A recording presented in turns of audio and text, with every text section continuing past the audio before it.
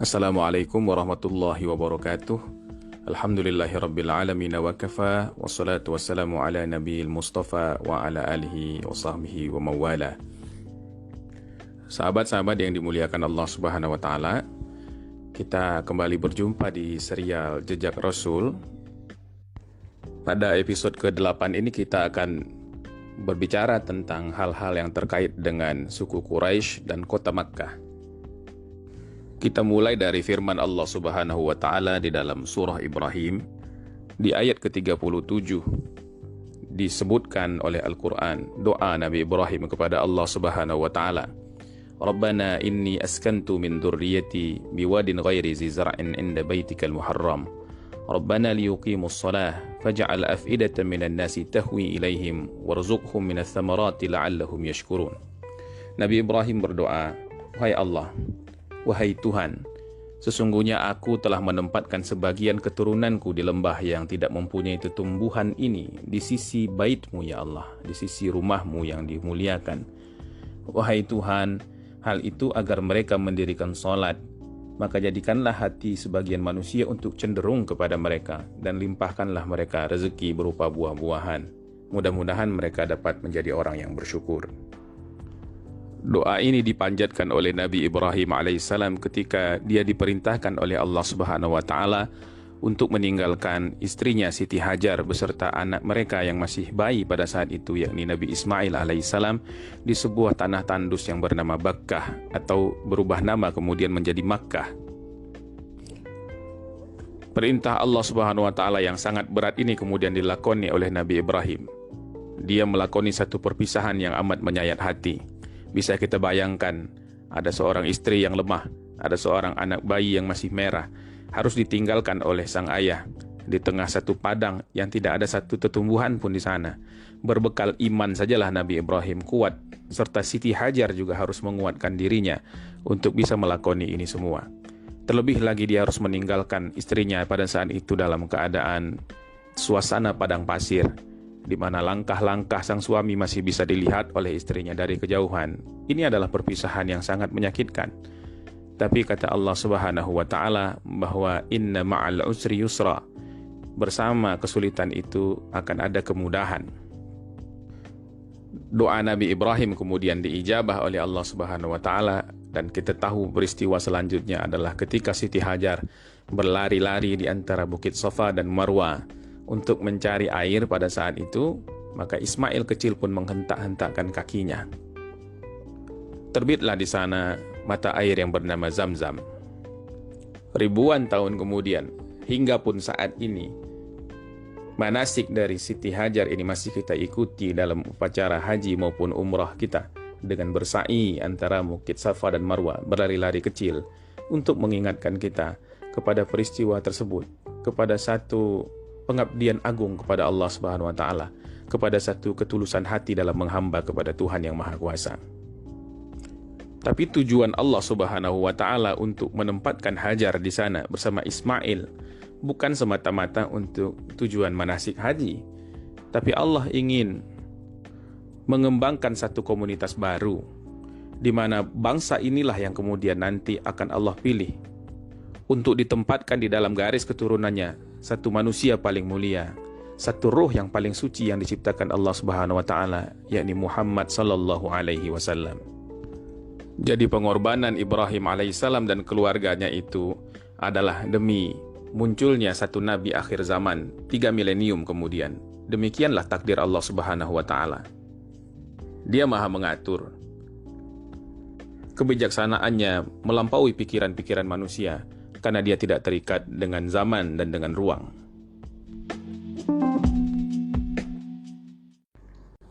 Singkat cerita, Allah pun mengabulkan doa Nabi Ibrahim alaihissalam. Zamzam merupakan pesona tersendiri yang menjadi magnet bagi kabilah-kabilah untuk datang ke Makkah. Air adalah satu hal yang mahal di sebuah padang pasir. Yang pertama datang adalah kabilah Jurhum. Mereka datang dari arah Yaman. Mereka termasuk kaum Arab yang kita sebutkan kemarin sebagai Arab Aribah. Nabi Ismail yang tumbuh dewasa kemudian memperistri seorang wanita dari kalangan Bani Jurhum ini. Dari keturunan mereka lah kemudian terlahir Arab Adnani yang merupakan terah bangsa Quraisy, dan di sanalah nanti nasab Nabi SAW bersambung. Makkah kemudian semakin ramai, orang-orang terus mengunjungi Baitullah. Haji dilakukan setiap tahun, namun umroh juga setiap saat.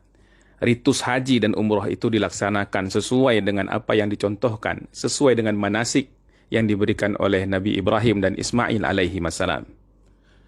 Adapun anak keturunan Nabi Ibrahim dari pihak Ishak juga memuliakan Ka'bah.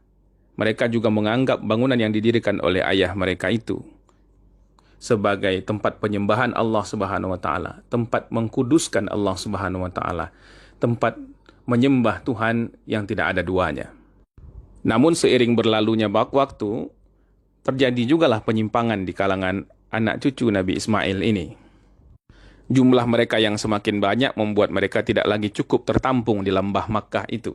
Maka mereka pun berdiaspora, berpencar ke daerah-daerah lain, membawa bekal batu dari tanah suci. Batu ini awalnya sebagai simbol dan kenangan bagi mereka. Tapi sesampainya di tempat baru, sebagian di antara mereka malah memuliakan batu itu secara berlebihan. Batu-batu Makkah ini ditawafi, dikelilingi pula seperti mereka dahulu mengelilingi Ka'bah. Interaksi mereka di daerah yang baru itu dengan masyarakat paganis membuat mereka juga menyalin keberhalaan itu. Batu yang pada awal mulanya merupakan romantisme Makkah, merupakan kenangan yang mereka bawa sebagai nostalgia kampung halaman, lama-kelamaan berubah menjadi satu yang disucikan. Akhirnya terseretlah mereka ke tradisi keberhalaan. Maka kemudian sejarah menunjukkan kepada kita, misalnya orang Taif, mereka menyembah Al-Lat atau Latta. Al-Lat itu dari kata ilahah, Tuhan perempuan. Dia memiliki tempat pemujaan suci sendiri di Taif.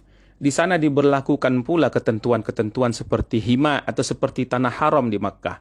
Tidak boleh orang di situ menyembelih binatang. Tidak boleh orang di situ memburu dan menumpahkan darah. Seolah-olah ini adalah tempat suci yang baru. Mereka meyakini itu adalah tempat tinggal Tuhan sehingga hewan dan tumbuh-tumbuhan di sekitarnya tidak boleh diganggu.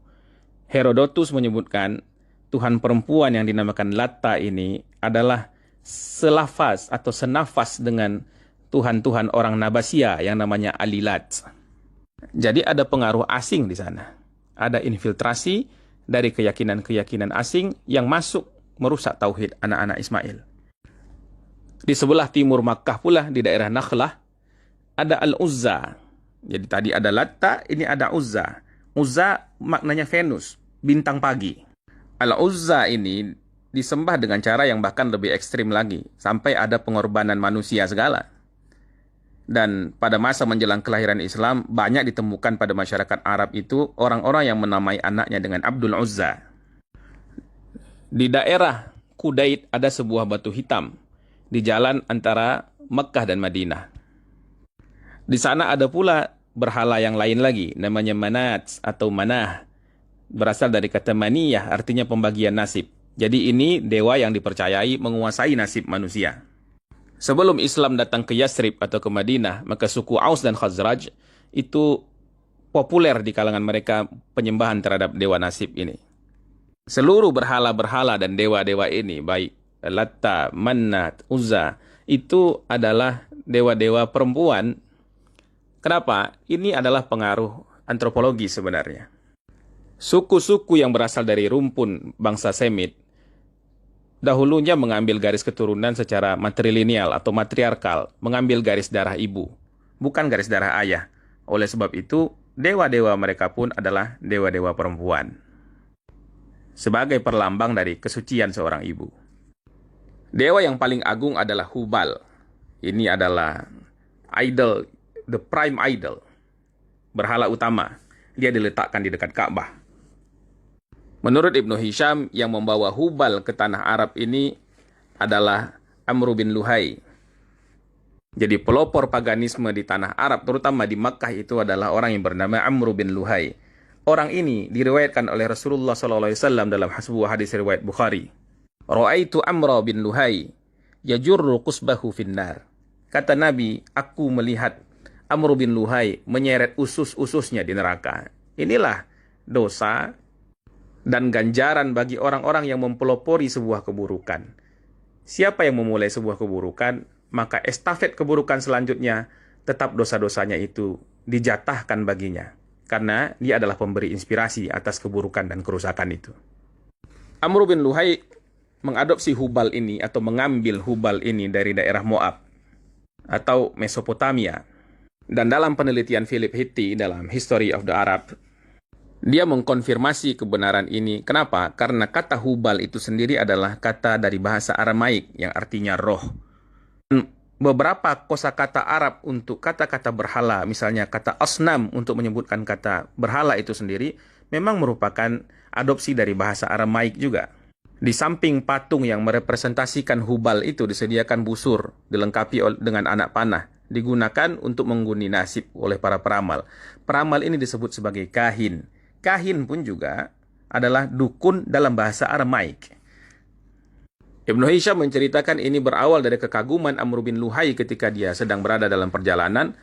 Lalu dia melihat penduduk setempat, yakni penduduk Ma'arib, daerah Balqa namanya, sedang menyembah berhala.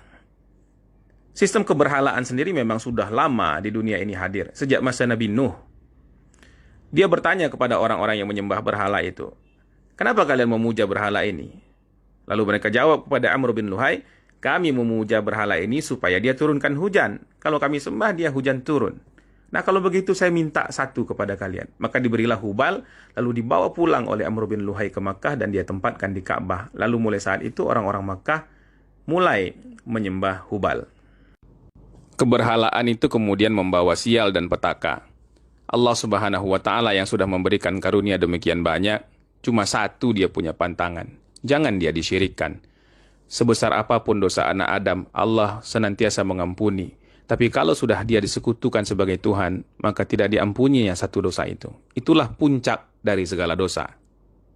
Karena berhala-berhala sudah mulai banyak, maka orang-orang Yahudi berhenti mengunjungi Ka'bah. Keturunan Nabi Ishak tidak lagi datang ke Makkah. Barakah pun dicabut. Orang-orang Jurhum mulai merajalela. Mereka mulai berlaku sewenang-wenang di Makkah, sehingga akhirnya mereka terusir dari Makkah. Padahal mereka adalah penanggung jawab sumur Zamzam. Maka sebelum mereka terusir, mereka pun melakukan satu konspirasi dengan menimbun sumur Zamzam, sehingga hilanglah sumur yang mulia itu.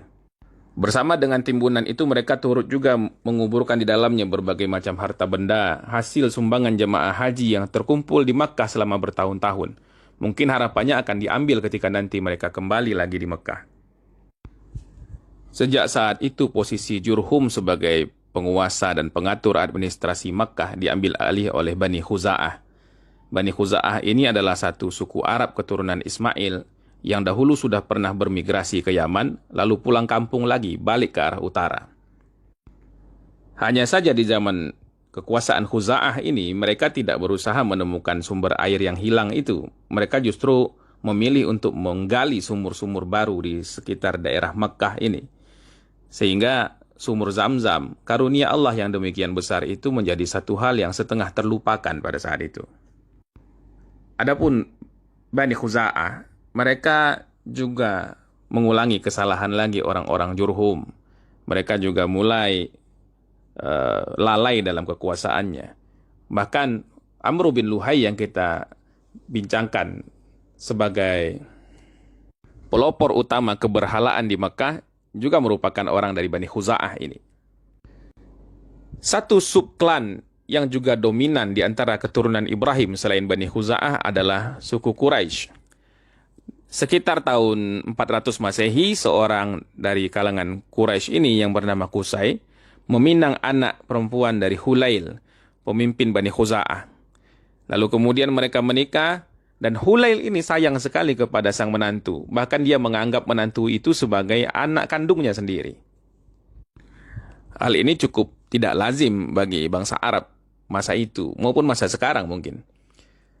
Maka setelah Hulail meninggal, diadakanlah perundingan dan dimufakati bahwa Qusaylah yang akan menggantikan mendiang mertuanya itu menjadi pimpinan Mekah sekaligus menjadi penanggung jawab Ka'bah. Maka dimulailah masa kekuasaan Quraisy di tanah Mekah mulai saat itu. Qusay pun kemudian membawa anggota-anggota keluarga Quraisy yang terdekat dengannya untuk tinggal di Makkah. untuk tinggal dekat dengan rumah suci, dengan Baitullah. Di antara mereka adalah Zuhrah, saudaranya sendiri, kemudian Taim, pamannya, dan kemudian Makhzum, seorang sepupunya dari paman yang lain. Nah, mereka inilah yang kemudian Bani Qusay, Bani Zuhrah, Bani Taim, dan Bani Makhzum dikenal sebagai kaum Quraisy lembah. Nah, sementara sanak keluarga Qusay yang lain tinggal di luar kota dan dikenal sebagai Quraisy pinggiran. Tradisi mereka di Makkah adalah tradisi kota, karena mereka adalah penduduk yang menetap. Kita sudah bicarakan pada sesi-sesi dan episode sebelumnya bahwa memang bangsa Arab Utara ini banyak yang Badui, sebagian saja yang tinggal di kota. Dikatakan oleh Philip Hitti misalnya, bahwa di daerah Hijaz, jumlah masyarakat perkotaan itu sekitar 17% saja dari total masyarakatnya. Selebihnya hidup dalam budaya Badawah, budaya Badui, budaya nomaden. Kepemimpinan yang ditunjukkan oleh Qusay memang mumpuni di Makkah. Dia memerintah semua itu bak raja. Dia sanggup mengendalikan kuasanya dan semua orang tunduk kepadanya. Mereka membayar tiap tahun dengan domba, sehingga Qusay dapat menyediakan makanan untuk jamuan jamaah haji yang kurang mampu. Kalau selama ini, sebelum masa Qusay berkuasa, para penjaga Ka'bah tinggal di tenda-tenda di sekitar Ka'bah, maka pada masa Qusay, dia menyuruh mereka membangun rumah. Nah, setelah itu, dibangun pula satu kediaman yang luas, yang kemudian dikenali sebagai Darun Nadwah. Semua berjalan harmonis sampai benih-benih permusuhan dan kecemburuan mulai tumbuh. Kita tahu, kuasa itu sangat menggiurkan. Kekuasaan adalah satu puncak syahwat manusia, maka manusia rela bertarung untuk kuasa itu. Dan tradisi yang dibangun dalam keluarga Qusay adalah adanya kepemimpinan yang sentralistik. Ada satu orang yang berkuasa penuh, yang mengontrol semua hal. Di antara putra-putra Qusay, yang jumlahnya 4 orang itu, yang potensial untuk menjadi pemimpin yang sekelas dengan dia itu adalah Abdul Manaf, yang sudah dihormati pada saat ayahnya masih hidup. Tapi Qusay malah memilih putra pertamanya, yakni Abdud Dar. Padahal Abdud Dar ini adalah orang yang dianggap paling kurang cakap di antara semua anak-anak Qusay. Maka suksesi kepemimpinan ini pun menimbulkan bias-bias rasa juga. Kekuasaan yang diwariskan Qusay kepada Abdud Dar itu tidak main-main. Semua orang mesti patuh kepada Qusay dulunya. Kalau orang ingin masuk Ka'bah, tidak boleh sebelum dia yang membukakannya. Tidak boleh ada yang memutuskan perang dan damai selain Qusay. Bahkan air untuk minum pun itu di seluruh Makkah dikuasai oleh Qusay. Makanan juga sentral pembagiannya di tangan Qusay. Semua kaum Quraisy urusan-urusannya yang menentukan adalah Qusay. Dengan kekuatan pribadinya dia mampu mengontrol kekuasaan sebesar itu. Tapi di tangan Abdud Dar, ceritanya akan berbeda. Abdul Manaf sebagai orang yang digadang-gadang untuk menggantikan ayahnya, patuh saja pada wasiat dan pesan-pesan ayahnya itu. Dia tidak protes. Dia relakan kepemimpinan itu ada pada abangnya. Masalah mulai terjadi pada generasi berikutnya. Separuh kaum Quraisy itu menyatakan dukungan kepada putra Abdul Manaf yang namanya Hashim, seorang yang paling populer di saat itu. Hashim ini didukung oleh keturunan Zuhrah, keturunan Taim, dan seluruh anak cucu Qusay selain dari anaknya yang pertama, yakni Abdud Dar. Karena eskalasi konflik terlihat semakin tinggi dan ini kemungkinan akan pecah, maka para wanita pun mengambil peran. Nah, disinilah kelembutan para wanita dibutuhkan. Perempuan dari kalangan Bani Abdul Manaf ini kemudian membawa satu cawan minyak wangi dan meletakkannya di sebelah Ka'bah. Maka Hashim dan saudara-saudaranya serta seluruh pengikutnya mencelupkan tangan mereka ke dalam cawan itu, menggosokkan tangannya yang harum itu di atas batu Ka'bah, lalu mengangkat sumpah untuk tidak saling ganggu satu sama lain, dan ini tanda kami sudah bersepakat untuk damai-damai saja. Nah, kelompok ini karena memakai minyak wangi dalam perdamaiannya itu disebut sebagai Al-Mutayyibun, kelompok harum, kelompok wangi begitu. Sementara pendukung Abdud Dar mengangkat sumpah juga untuk membentuk satu kelompok yang bersekutu, disebut sebagai Al-Ahlaf. Nah, ini kenapa? Karena mereka sadar bahwa Makkah adalah tanah haram. Di tanah ini, di sekitar Ka'bah sampai diameter beberapa mil di sekelilingnya, perang betul-betul terlarang. Pertempuran dan pertumpahan darah itu betul-betul haram. Ini adalah tanah haram, tanah larangan. Banyak pantangannya. Kemudian kuasa pun mulai dibagi, ada separation of power gitu. Keturunan Abdul Manaf itu diperbolehkan menetapkan pajak dan mereka juga yang menyediakan makanan dan minuman bagi para jemaah haji. Keturunan Abdul Dar berhak memegang kunci Ka'bah dan hak-hak yang lain, dan tempat tinggal mereka juga harus terus diteruskan fungsinya sebagai rumah majelis, sebagai Darun Nadwah. Nah, maka dari Bani Abdi Manaf ini, saudara-saudara Hashim mengangkat Hashim yang akan bertanggung jawab untuk mencukupi kebutuhan para jemaah haji. Nah, Hashim mengumumkan kemudian pada masa musim haji akan tiba itu, dia katakan, "Wahai kaum Quraisy, kamu semua ini tetangganya Allah Subhanahu wa taala. Kamu tetangga Tuhan, kamu penjaga rumahnya, kamu penjaga tanah suci. Siapa yang datang ke sini adalah tamu Tuhan. Mereka itulah para tamu yang paling patut kita hormati. Maka pada musim haji, kalian sediakanlah makanan dan minuman sampai mereka pulang. Kalaulah harta saya cukup, kalian tak perlu terbebani. Cukup hartaku saja untuk memberi makan mereka semua." Inilah kedermawanan dari Hashim. Hashim adalah orang yang sangat populer dan sangat terhormat. Dia sangat disegani, baik di dalam Makkah maupun di luar negeri Makkah. Dialah orang yang membangun rute perjalanan kafilah besar dari Makkah. Ada 2 rute, kafilah musim dingin itu ke Yaman, dan kafilah pada musim panas ke barat laut Arab. Di antara 2 musim itu, ada lagi yang ke Palestina dan ke Suriah. Inilah yang Allah katakan sebagai ilaf. Ilafihim rihlatash syita'i was-saif. Kebiasaan kaum Quraisy untuk pergi rihlah perdagangan pada masa musim dingin maupun musim panas. 2 rute itu sebenarnya meneruskan rute perjalanan minyak wangi kuno. Nah, salah satu tempat pemberhentiannya, utamanya pada musim panas, adalah oasis di Yathrib. Satu kota yang ukurannya 11 hari perjalanan unta ke utara Makkah. Oasis tersebut dulunya dikuasai kaum Yahudi, tapi pada saat itu dikuasai oleh bangsa Arab dari Arabia Selatan. Tapi masih banyak kaum Yahudi yang mukim di sana dan mereka kaya-kaya. Mereka berbaur dengan masyarakat, tapi agamanya tersendiri.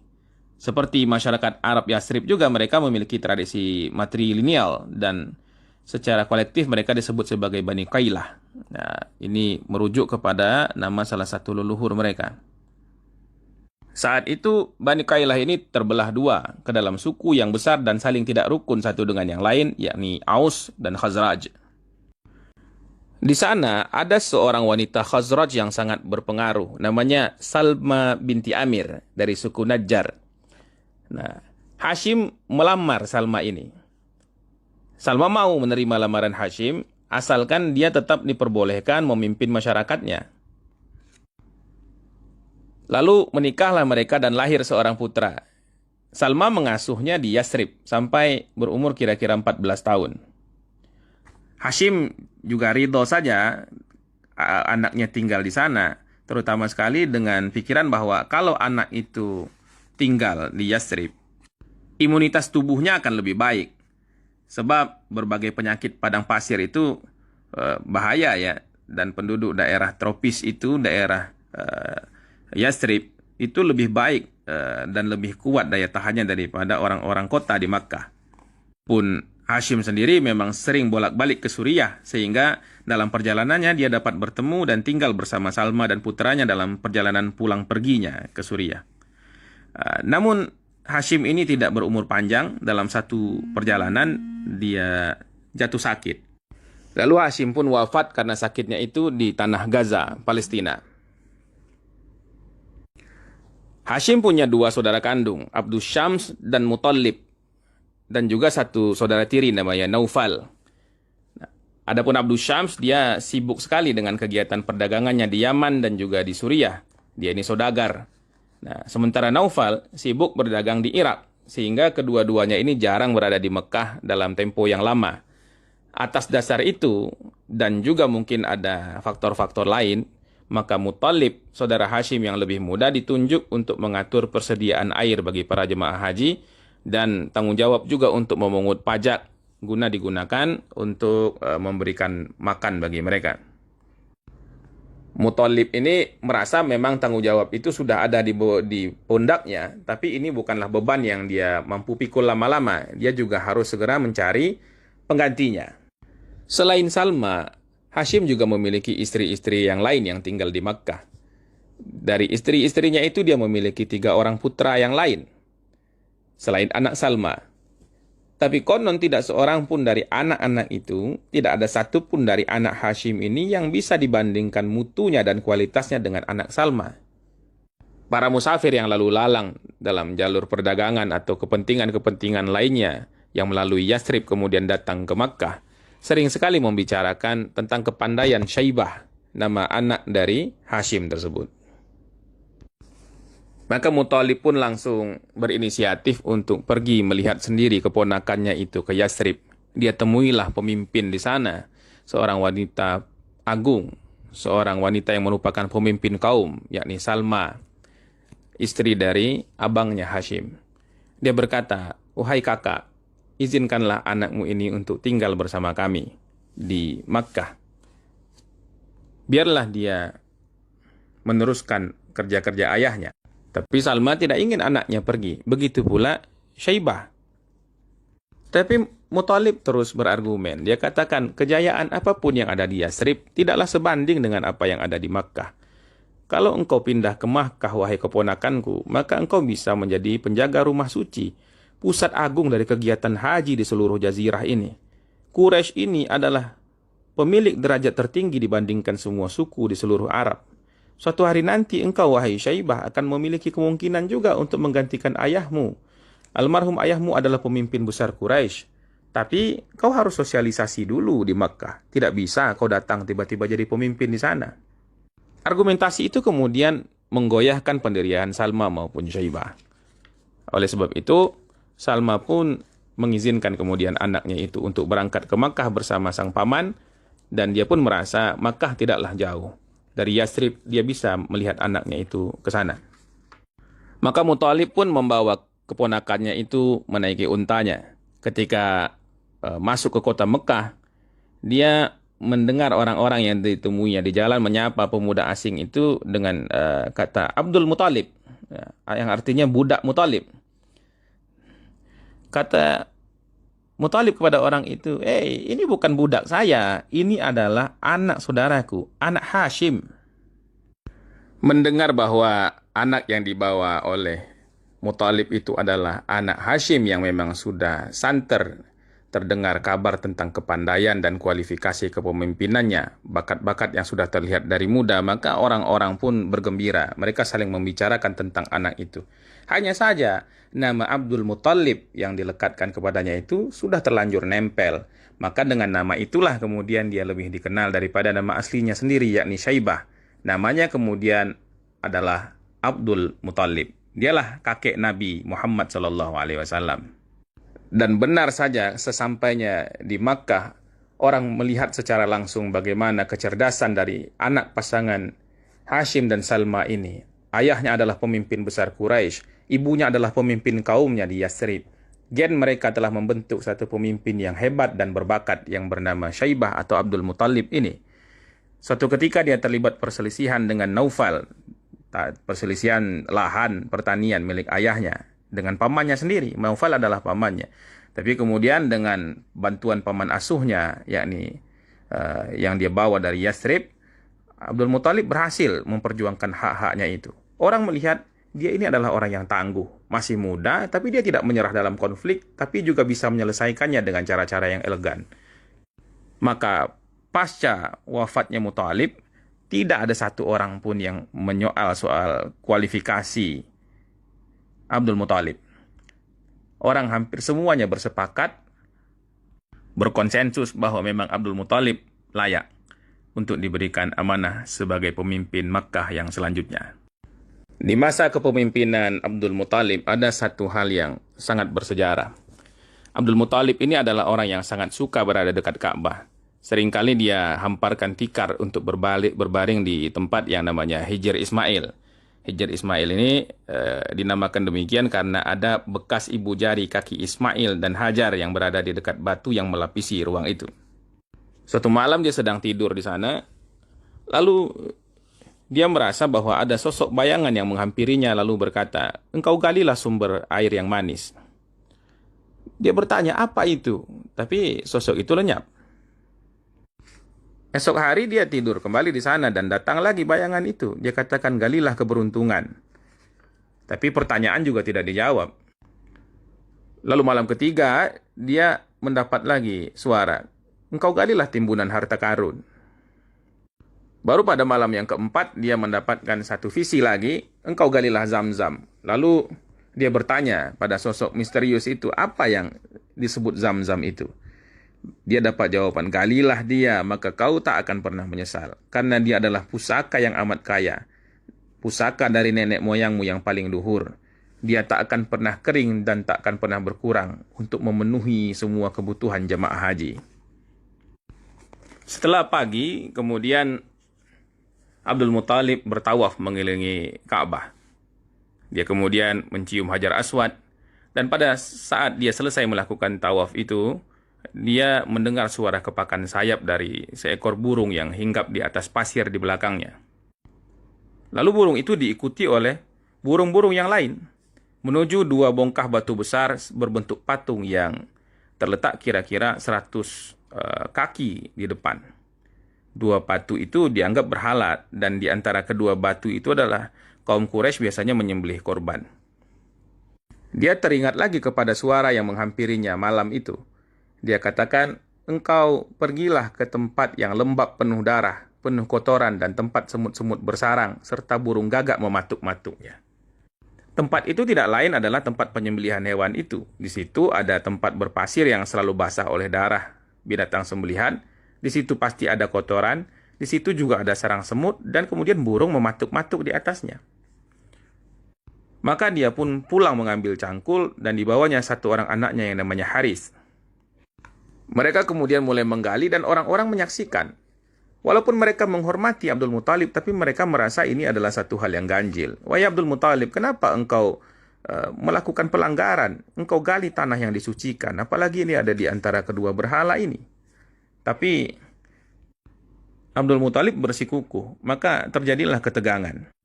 Namun Abdul Muthalib dan anaknya terus saja menggali, dan orang terus saja menyaksikan.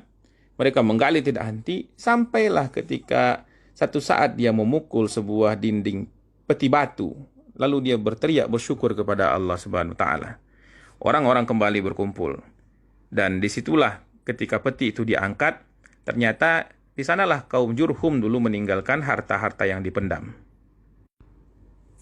Melihat harta itu, masing-masing orang mulai melakukan klaim-klaimnya bahwa mereka semua berhak. Nah, maka jalan tengahnya adalah dengan melakukan pengundian. Nah, undian ini tentu saja dilakukan dengan melepas anak panah yang ada di depan berhala Moabit yang kita sebut, yang namanya Hubal.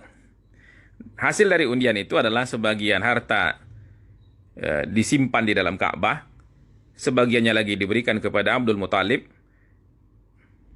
dan tidak ada jatah untuk orang Quraisy yang lain. Itu soal harta benda, tapi jangan lupakan bahwa di bawah harta itu sendiri ada satu harta yang lebih berharga lagi, yang namanya sumur Zam-Zam. Sumur mulia itu yang berasal dari hentakan kaki Ismail kecil dulu ketika dia ditinggalkan oleh ayahnya di samping Makkah, telah ditemukan kembali. Mata air suci itu sudah ditemukan kembali, dan sejak saat itu pula Bani Hashim bertanggung jawab terhadap pengelolaan Zam-Zam untuk dipergunakan sebagai penyedia kebutuhan air jemaah haji. Maka pamor Abdul Muthalib pun semakin terangkat. Dia adalah pemimpin tidak hanya cakap, tapi juga punya prestasi tersendiri, utamanya menemukan kembali mata air Zam-Zam ini. Maka banyak orang berkata, capaian-capaian Abdul Muthalib, kakek Nabi Muhammad SAW ini jauh melampaui leluhurnya, bahkan ayahnya Hashim yang legendaris itu sekalipun. Sahabat-sahabat, demikian dulu perbincangan kita dalam seri Jejak Rasul yang ke-8 ini. Mudah-mudahan ada umur, esok kita sambung kembali. Subhanakallahumma wa bihamdika asyhadu an la ilaha illa anta astaghfiruka wa atubu ilaik. Assalamualaikum warahmatullahi wabarakatuh.